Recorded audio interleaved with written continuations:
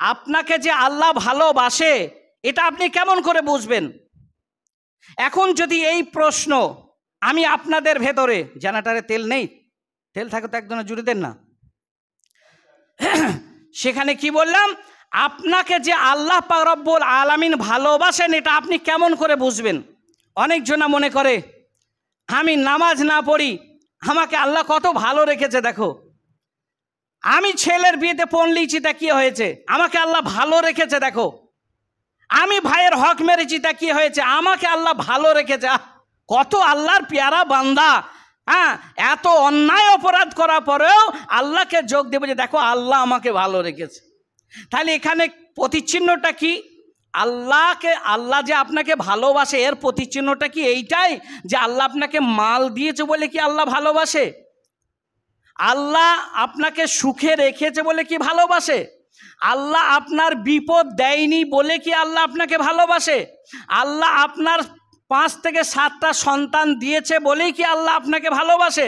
আল্লাহ আপনাকে 5খানা মেয়ে দিয়েছে বলেই কি আল্লাহ আপনাকে ভালোবাসে? আল্লাহ আপনার 10টা লাঠির বাহুবল দিয়েছে বলে কি আল্লাহ আপনাকে ভালোবাসে? তাহলে আল্লাহর ভালোবাসার প্রতিচিহ্নটা কি? কিভাবে আপনি বুঝবেন যে আল্লাহ আপনাকে ভালোবাসে? আপনার ভেতরে যদি এই প্রশ্ন ছুড়ি, এক একটা মানুষ এক একটা মস্তিষ্ক থেকে তারা বিচার বিশ্লেষণ করে তারা উত্তর এইগুলাই দেবে, যে কথাগুলো আমি আপনাদেরকে এতক্ষণ ডেলিভারি দিলাম যে এই কারণে আল্লাহ আমাকে ভালোবাসে। না, এগুলো আল্লাহর ভালোবাসা প্রতিচিহ্ন নয়। এটা বলতে গেলে, ব্যাখ্যা করতে গেলে অনেক লম্বা সময় লাগবে।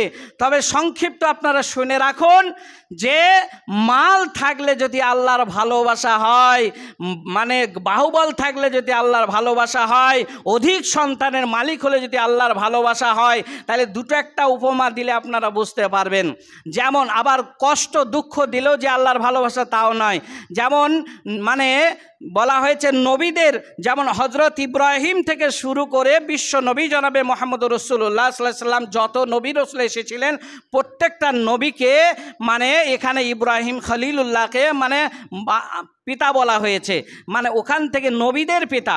তার নবীদের পিতা বলা হলো হজরতে ইউসুফের নাম শুনেছেন, তাই ইউসুফ নবী, তিনিও নবী ছিলেন, তার বাপও নবী ছিলেন, তার দাদাও নবী ছিলেন। তাহলে নবীর বংশে নবী। তাই এই নবীর বংশের নবী, শুধু মাটা আলাদা ছিল আর বাপটা একটাই ছিল, সেটা ইয়াকুব নবী। অনেক লম্বা কথা আছে, সেদিকটা আমি যাব না, কোন জায়গায় বোঝানোর জন্য আপনাদের বলছি। দেখেন, তাহলে এখানে শুধু মাটা আলাদা ছিল, বাপ একই ছিল।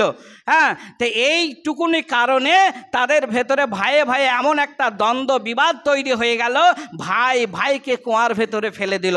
তাহলে নবীর বংশে নবী, আল্লাহ তো জানছেন, আল্লাহ তো জানেন আলিমুল গায়েব, কাকে আমি নবী করব জন্মের আগে থেকে তিনি জানেন। অথচ সেই রকম একটা জালিলুল কাদর একটা নবীকে ছোট্ট শিশু অবস্থায় কুয়াতে ফেলে সাজা দিলেন, 7 বছর জেলখানায় জেল খাটালেন। কি অপরাধ করেছিল? তাহলে কি এখানে ইউসুফ নবীকে আল্লাহ ভালোবাসতেন না? এই দেখেন, এখানে আপনার ভুলটা ভেঙে যাবে। তাহলে ইউসুফ নবীকে কি আল্লাহ ভালোবাসতেন না? আস্তাগফিরুল্লাহ, এ কথা বলা যাবে না।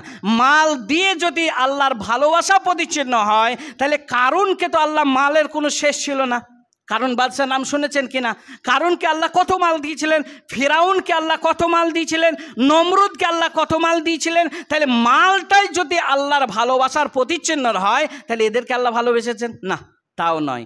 তাহলে এখানে সংক্ষিপ্ত আপনারা বুঝে রাখুন, আল্লাহর ভালোবাসার প্রতিচিহ্ন হলো যাকে আল্লাহর আনুগত্য করার সুযোগ দিয়েছেন। বুঝলেন কিনা আমি বুঝতে পারলাম না। যাকে আল্লাহর আনুগত্য করার সুযোগ দিয়েছেন সেই লোকটাকে আল্লাহ ভালোবাসে। তার যে লোকটা আজকে ফজরের সময় শুনেছে আসসালাতু খায়রুম মিনান নাওম, ঘুম থেকে এবার উঠে পড়েছে, বিছানা পেছনে ফেলে দিয়েছে, ফজরের নামাজ আদায় করেছে।